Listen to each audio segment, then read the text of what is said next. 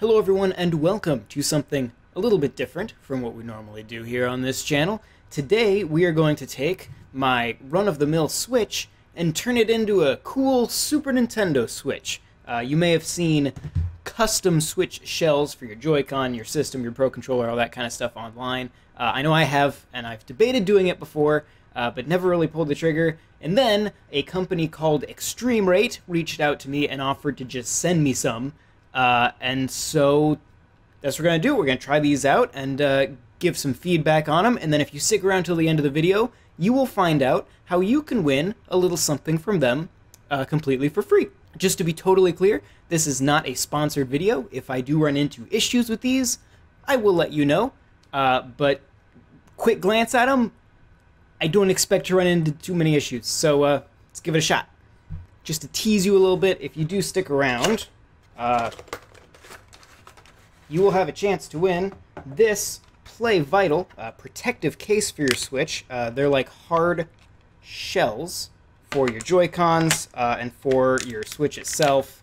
Try to get you a better look. It's like a hard protective shell for your Switch without adding a bunch of extra bulk to it. It's not like a Nerf case. But yeah, stick around to the end of the video, find out how you can win that as well. So we have two different shells today. We have one for the Switch and the Joy-Cons, and one for the Pro Controller. Now, you know us; we love our retro Nintendo stuff. So for the Switch, we have gone with a Super Nintendo themed one. Let's see if I can get some good shots of this here. So as you can see, those are the Joy-Cons there, with the whole XYBA labeling on there. That's nice. They are not held together right now. And then this is the back plate, which looks like the top of a Super Nintendo. Neat stuff. And one thing I will note, because it caught me off guard, I was surprised by it, is that both of these sets, I'll show you the other one in just a second, they included screws and screwdrivers and everything for it. So it's all kind of in one pack, which I wasn't expecting. But it's awesome, because even if you're like me and you've taken apart previous Nintendo systems in the past, good chance you do not have a tri-wing small enough for these Switch Joy-Cons. They're very small screws, so having them just send you that is a bonus. This one, the Switch one, came with this very fancy, like, Doctor Who sonic screwdriver. You put it on this camera. This way? Yes. This Doctor Who sonic screwdriver looking thing, and then the actual bits for the screws are in this little baggie. This is the Pro Controller one, which I haven't even unbagged yet, but it is NES themed. Out of the bag. Don't lose all the parts. Okay, well, I'll lose some of them. But yeah, basic NES themed. Where's the buttons? Buttons are all red, as one would expect. So yeah, that's exciting. We will do that in a bit here too.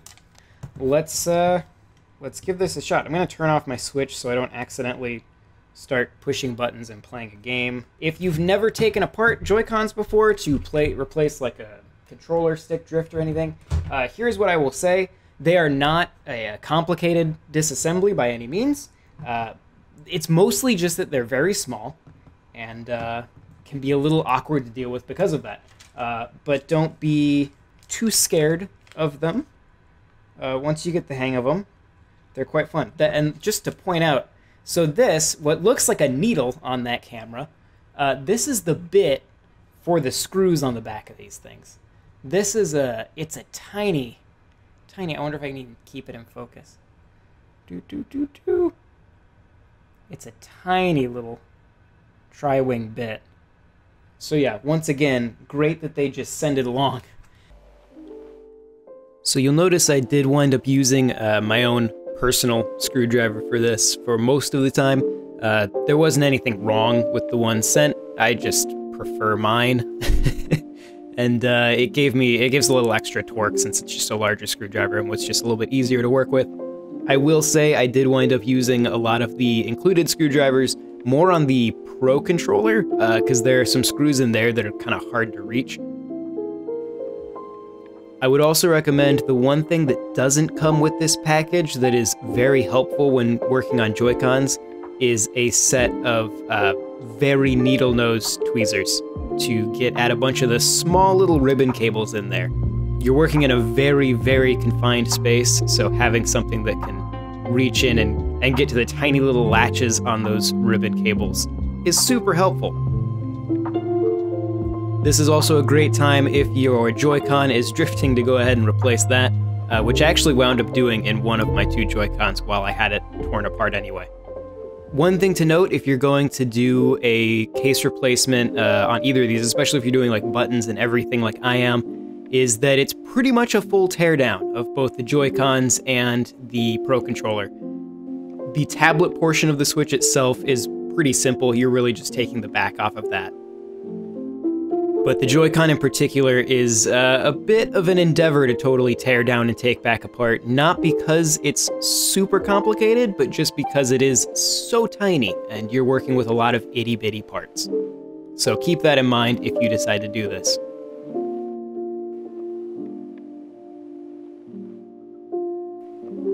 Like I said, the back plate of the Switch is very easy to do.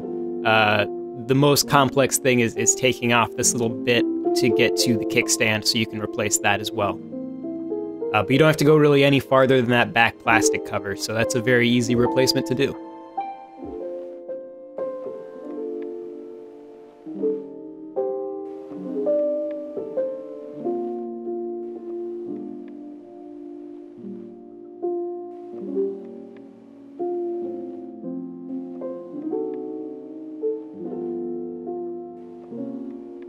I did have to take mine back apart because I realized I forgot to put in little vent covers when I put this back together.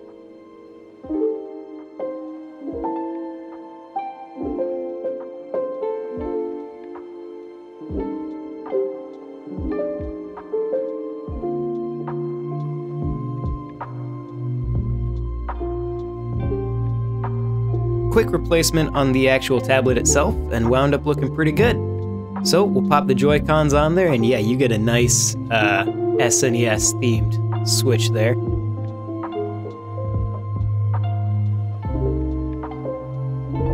I do especially like the purple buttons, but I'm American, so that's the SNES I grew up with. I'm sure there are plenty of you who would prefer the multicolored buttons that they got in other regions. But for me, the SNES is my gray and purple box.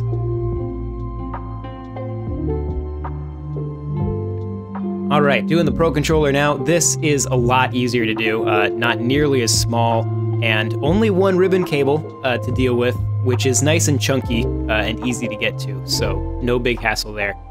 Yeah, the Pro Controller, if you've done the Joy-Cons already, the Pro Controller is incredibly easy to swap out. It is, you do still have to pretty much completely tear it down, but that's a pretty easy process to do.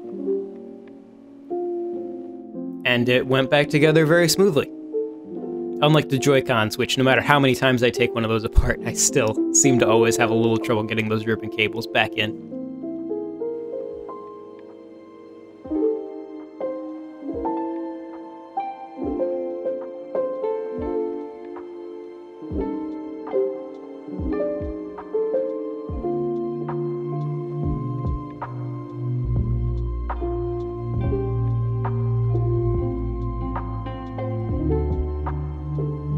And I will say those bright red buttons on the Pro Controller look really nice.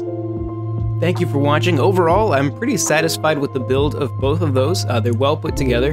Personally, I prefer using the larger screwdriver to get a little extra torque when dealing with those screws, but the ones included work perfectly well also. Once again, I definitely recommend getting some very thin tweezers to deal with the ribbon cables, but overall, very good. If you would like to win that protective Switch case, all you gotta do is follow the link to the tweet in the description, and we'll select a winner at random after 1 week of this video going up. All the details are in the tweet. Check it out. Thanks for watching, and good luck winning that protective Switch case. This video was made possible by our generous supporters on Patreon. Did you know that Nintendo World Report is funded directly by fans like you? When you support Nintendo World Report on Patreon, you get immediate access to multiple exclusive podcasts every month, exclusive Discord channels, an early look at select content, and more, all for as little as $1 a month. Check out patreon.com/NWR for all the details.